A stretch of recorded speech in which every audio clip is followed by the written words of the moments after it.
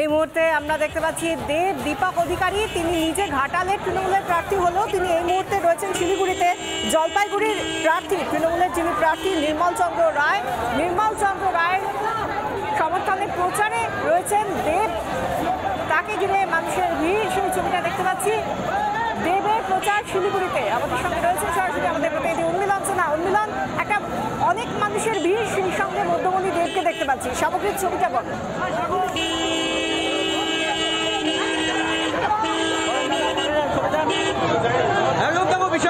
মানুষের 6 লাখ শুধুমাত্র তারা তাদের প্রিয় অভিনেতাকে দেখতে পেলে তারা কিন্তু শিলিগুড়ির আজ এই নৌকাঘাট মোড়ের আশপাশে তারা কিন্তু ভিড় করেছেন। এই মুহূর্তে দেব তার প্রচারে বেরিয়ে গেছেন।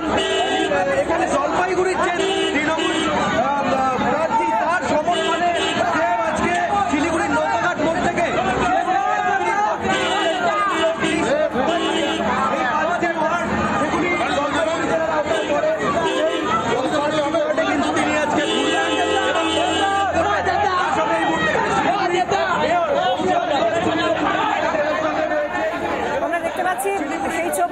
যে ছবি তুলে ধরছেন আমাদের প্রতিনিধি উন্মিলন সিনহা আমাদের সামনে, এবং কার্যত যে ছবিটা দেখতে পাচ্ছি, বহু মানুষ একেবারে অলিগলির মধ্যে দিয়ে, সরু রাস্তা, সেখান দিয়ে দেব যাচ্ছেন এবং দেবের রোড শো। সেখানে যিনি জলপাইগুড়ির তৃণমূল প্রার্থী নির্মল চন্দ্র রায়, তার সমর্থনে আজ দেবের প্রচার।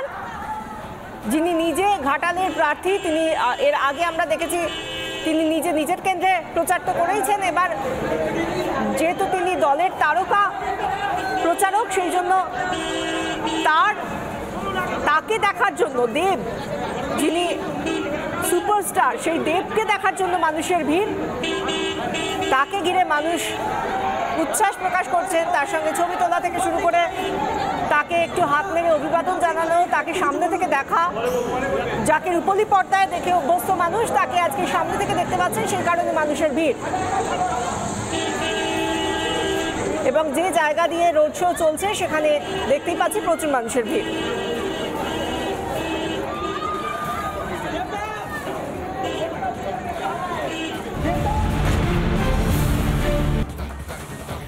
রাস্তা তৈরিতে হাত লাগালেন বিজেপি প্রার্থী নিজে। ঝাড়গ্রামের বিজেপি প্রার্থী প্রমোদ টুডু। মারকন্দপুরে বেহাল রাস্তা, সেখানে রয়েছে জলকষ্ট। প্রশাসনের বিরুদ্ধে উদাসীনতার অভিযোগ স্থানীয়দের। অবশেষে রাস্তা তৈরির কাজে সাহায্য বিজেপি নেতাদের। প্রার্থী প্রমোদ টুডু নিজে রাস্তা তৈরির কাজে হাত লাগালেন, সেই ছবি দেখতে পাচ্ছেন।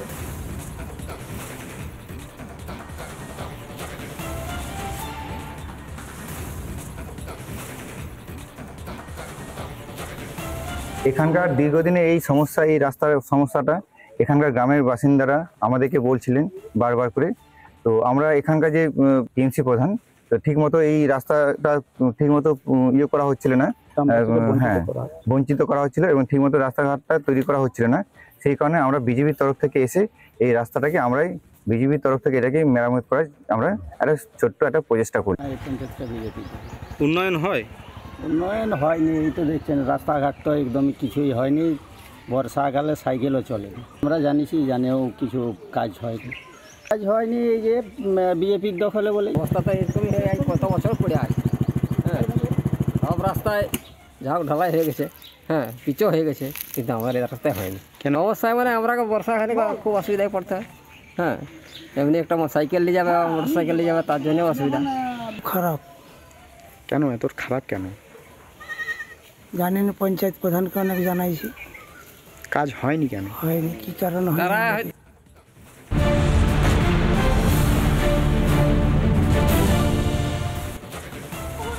সঙ্গে রয়েছে আমি রুমকি, আর আমার সঙ্গে রয়েছেন দমদম লোকসভা কেন্দ্রের সিপিআইএম প্রার্থী সুজন চক্রবর্তী। এই মুহূর্তে গোলবাগান বাজার নিমতা এলাকার সেই এলাকায় প্রচার সারছেন তিনি, জনসংযোগ করছেন, সকলের সঙ্গে করমর্দন করছেন এবং অবশ্যই ভোট দেওয়ার আবেদন তো রয়েছেই। এই মুহূর্তে সুজন বাবু আমাদের সঙ্গে রয়েছেন। সুজন বাবু, একটা বিষয় যে বিভিন্ন জায়গায় আপনি প্রথম দিন থেকে দেখা যাচ্ছে আপনি প্রার্থী তালিকা প্রকাশ হওয়ার পর থেকেই প্রচার সারছেন, মানুষের সাড়া কেমন এবং কি বলছেন? অদ্ভুত সাড়া। এই যে দেখতে পাচ্ছেন তো, মানুষ কোথাও একটা বুঝতে পারছে, ভালো থাকবে ভাই, মানুষ কোথাও একটা বুঝতে পারছে যে তার সর্বনাশ হতে চলেছে।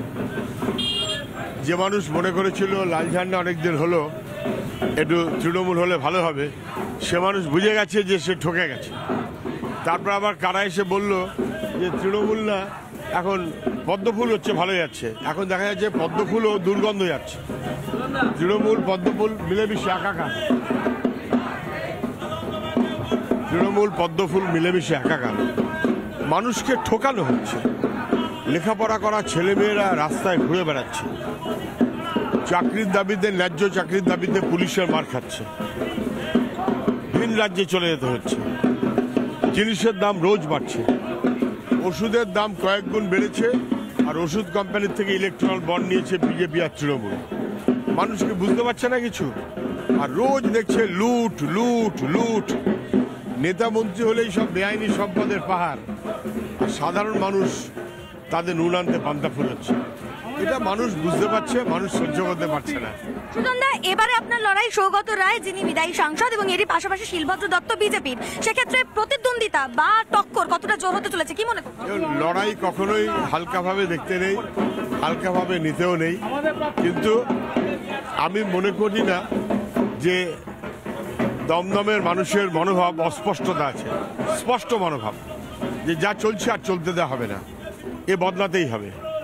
আর আমরা মানুষকে বলছি ভরসা রাখুন, বদলে দেবো, বদলে যাবে, এ চলতে পারে না। আপনার নির্বাচনী এলাকার মানুষজন, তাদের জন্য কি বার্তা থাকবে, কি বলবেন, তাদের জন্য আপনি কি করবেন নির্বাচন? মূল বার্তা থাকবে সবাই শান্তিতে থাকার চেষ্টা করুন।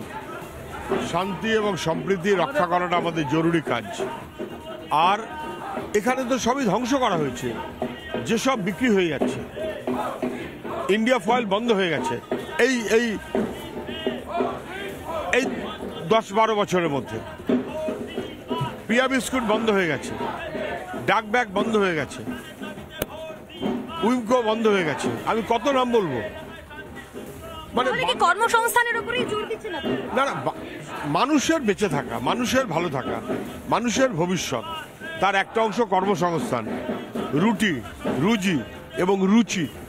মানুষের রুচি বদলে যাচ্ছে, রুচি বদলে দেয়া হচ্ছে। যখন মুখ্যমন্ত্রী কোথাও বলেন যে চোপ আমি 500 টাকা দিয়েছি, তখন বোঝা যায় যে মানুষকে তিনি চোখ রাঙাচ্ছেন, মানুষকে চোখ রাঙাচ্ছেন যে আমি তোদের কিনে নিয়েছি। বাবু দৌড়ায় দৌড়ায় দৌড়ায়।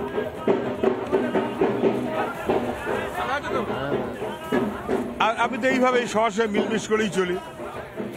একেবারেই তিনি বলছেন ভাতা নয় রুটি রুজি, অর্থাৎ কর্মসংস্থানের ওপরেই জোর দিচ্ছেন তিনি, এবং সাধারণ মানুষের সঙ্গে কথা বলছেন, জনসংযোগ বাড়াচ্ছেন।